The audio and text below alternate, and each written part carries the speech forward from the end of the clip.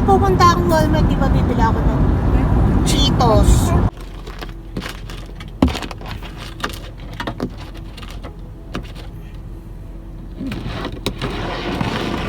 Ang dami.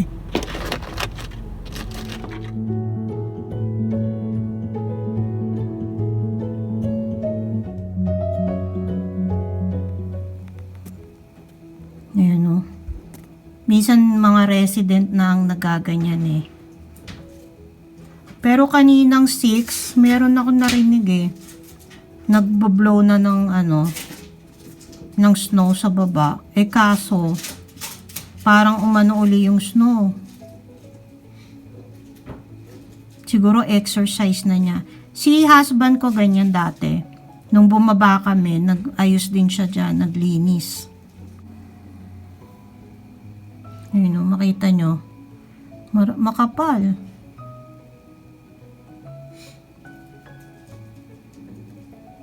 Yang namang gamit na yan, yung pangpala.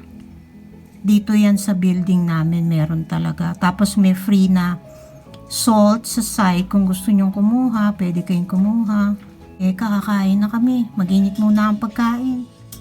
Lalabas muna kami. Lilibre ako ni husband. Ito yung kinainan namin dati. Tapos nagustuhan ko siya. So, meron kasi siyang ibababa dun sa kapatid niya. Nagpapalibre na ako.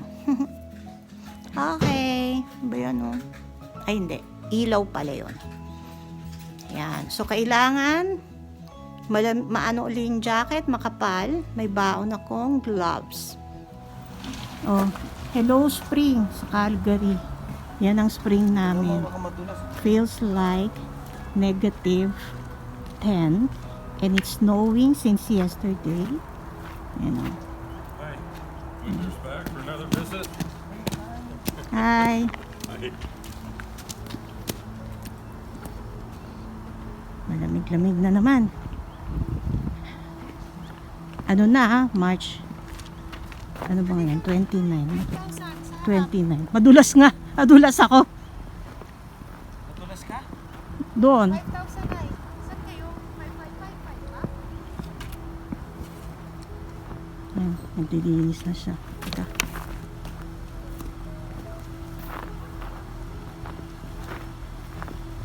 Buti na lang powdered snow. Diba? Oh, kapal oh. Ito tayo.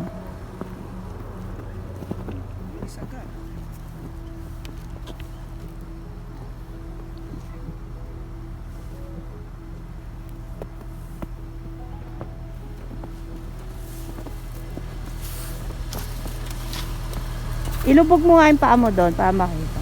Yun oh. Ay, ako pala yun. Hindi ka nag-boot. Yun oh.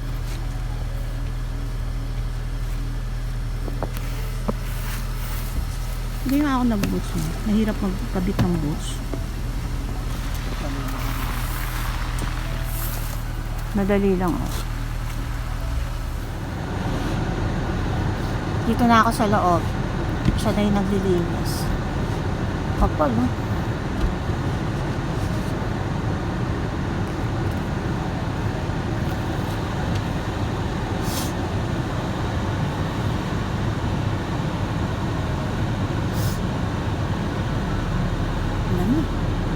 Pero may gloves ako. Siya ang hindi nagdala ng gloves. Pinapahiram ko nga sa kanya yung gloves ko. Kasi maninigas yung kamay niya doon. Pero ano lang, feels like -10 yata.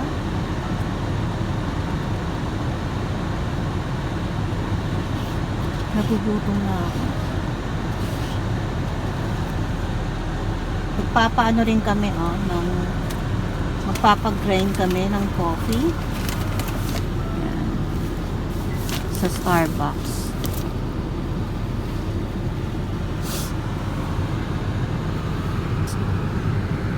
Dapat ngayon wala ng snow pero pumapatak na naman. Medyo palakas na naman siya. Ay! Kapal o, tanihan. Diba?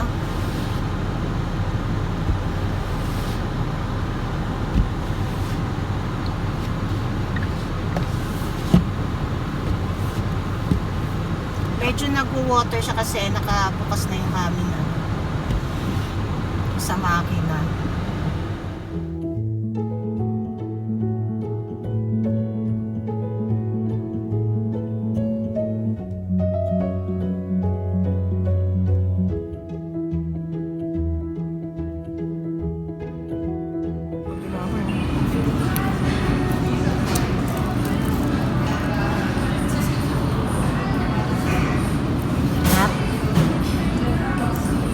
Okay.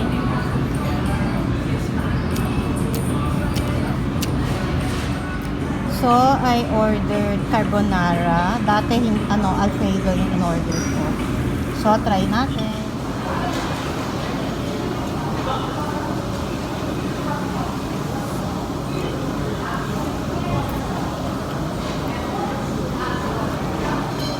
Sarap. Ay, masarap. May pagka-smoky yung flavor.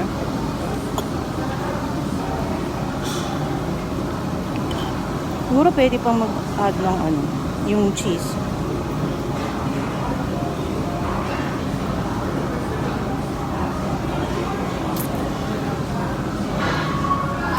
Yummy.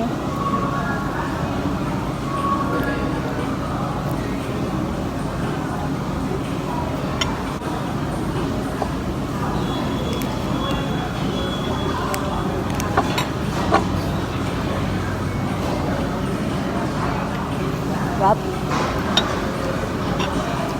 Amazing nga. So, nag-survey kami using naman husband's phone. Kaya may libre kami na Italian donuts. So, you have a choice. Pwedeng lagyan pa yan ng Nutella, pero ayoko na nung ganon. Sarap-sarap ko yun.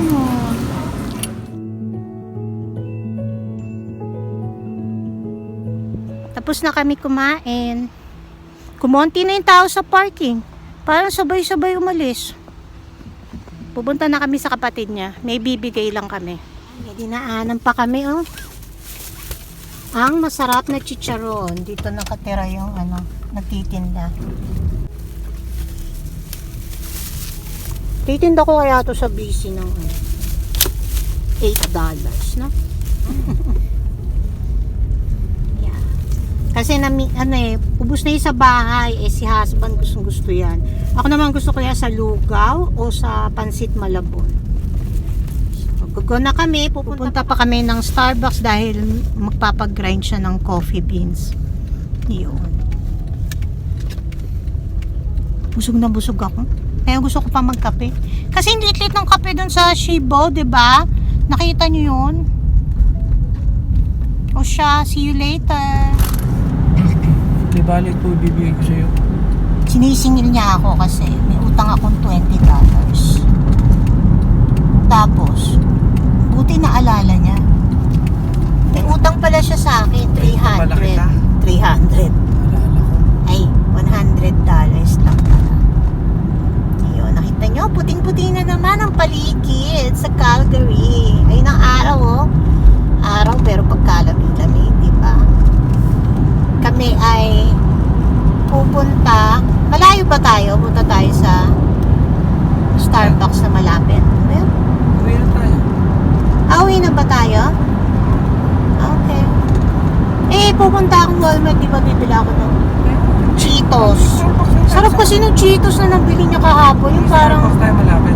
ayun nga, parang yung toasted ng konti.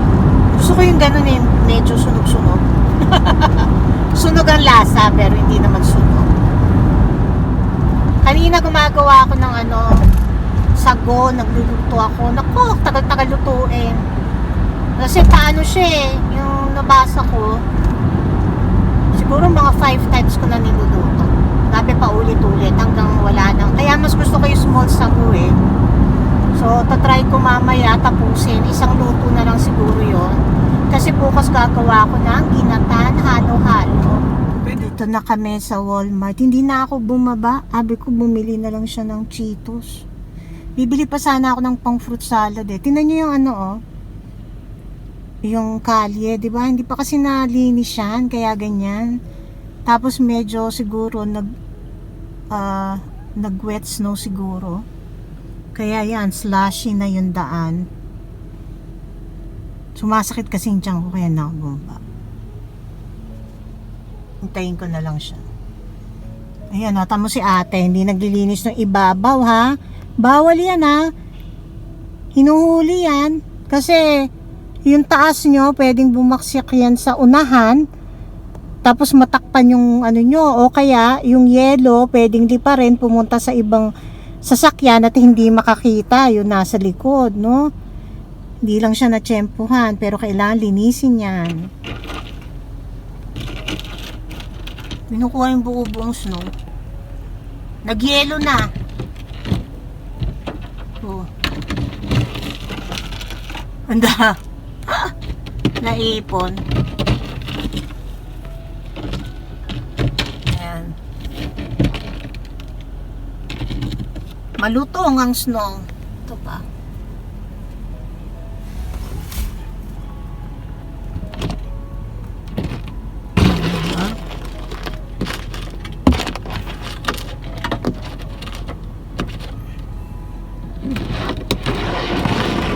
Ang dami.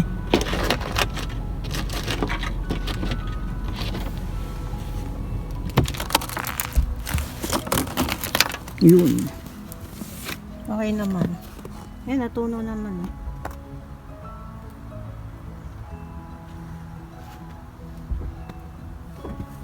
Ay, kailangan ko ng bag. Bag. Ito nga pala, dumating na kami sa bahay. Gumagawa na ako ng ginatan. Ito yung ano, yung ube na grated, na frozen. So, hinahalo ko na lang dito para hindi na yung buo-buo. Para yung lasa niya pumunta dito. Tapos meron pa yan yung sago. Nilagay ko na rin yung sago kasi para mas maluto, meron pang part na puti eh. Ito pa yung ibang sago. O, di ba may puti pa? Yung iba yung sagong yun, lalagay ko na lang sa salad. Sa fruit salad. O, ito pa yung ube. Tapos, nilagay ko na yung kamote. Meron akong saging at langka. Yun lang naman yung... Hindi ko nalalagyan ng bilubin. Matrabaho. Meron na rin tong brown sugar. Dadagdagan ko na lang ng gata kung kailangan. Kasi baka mag-ano to eh, yung lumapot. So, mamaya ulit balikan natin. Ayan, tapos na oh. Sarap. Daming sago. Gusto ko kaya may sago na ano. Basta ito ay kamote, saba, langka. Ano pa nga ba? Tsaka yung ube na shredded. Yung frozen. Tapos ang sago. Tapos yung gata ko, coconut cream, isa't kalahating ganito na gamit ko. Siyempre mas masarap yung mas magata, diba? And I use brown sugar.